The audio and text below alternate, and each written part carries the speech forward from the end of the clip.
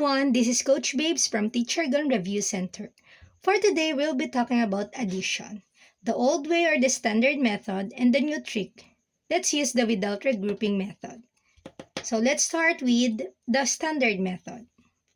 So we have here 645 plus 798. So ito, originally meron siyang regrouping. So may carrying ito. We have 8 plus 5 is 13. Carry 1. 9 plus 4 plus 1 is 14. Carry 1. 7 plus 6 plus 1 is 14. So our answer here is 1,443. Now let's try our new trick, which is gagamitin natin yung without regrouping. So we'll start with the last digit or the hundreds. Okay, sa hundreds tayo, place value. 6 plus 7 is 13.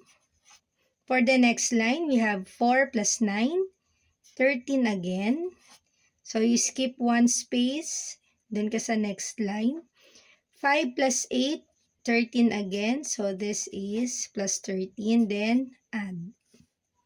This is 3. 3 plus 1 is 4.